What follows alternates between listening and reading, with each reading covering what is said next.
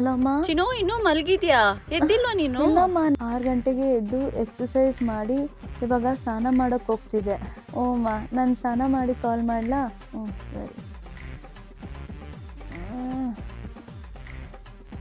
ಆಮ್ಮ, ಇವಾಗ ನಾಷ್ಟಕ್ಕೆ ಇಡ್ಲಿ ಮಾಡೋಣ ಅಂತ ನಾನು ಅಡುಗೆ ಮನೆಗೆ ಬಂದೆ.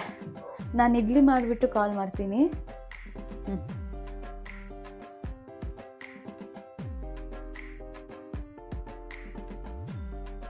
ಅಮ್ಮ, ಇಷ್ಟೊಂದು ಬಟ್ಟೆಗಳಿದೆ ಒಗ್ಯೋಕ್ಕೆ, ಅದಕ್ಕೆ ಬಟ್ಟೆ ಒಗ್ಯೋಣ ಅಂತ ಹೋಗ್ತಿದ್ದೆ.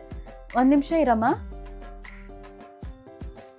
ಆಂಟಿ, ಆ ರೂಮ್ನ ಕ್ಲೀನ್ ಮಾಡಿದ್ಮೇಲೆ ನನ್ನ ಬಟ್ಟೆಗಳನ್ನ ಒಂದು ಸ್ವಲ್ಪ ಒಗಿತೀರಾ ಪ್ಲೀಸ್? ಎಕ್ಸ್ಟ್ರಾ 500 ಕೊಡ್ತೀನಿ ಪ್ಲೀಸ್ ಆಂಟಿ.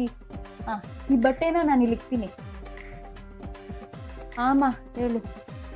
ಸರಿ, ನನ್ನ ಬಟ್ಟೆಗಳನ್ನ ಒಗ್ದ್ಬಿಟ್ಟು ಕಾಲ್ ಮಾಡಲಾ? ಅಮ್ಮ, ಇನ್ನು 5 ನಿಮಿಷದಲ್ಲಿ ನಾನು ಲೈಬ್ರರಿಗೆ ಹೋಗ್ತೀನಿ ಓದೋಕ್ಕೆ. ಸೊ ನನಗೆ ಕಾಲ್ ಮಾಡಿ ಡಿಸ್ಟರ್ಬ್ ಮಾಡಬೇಡ.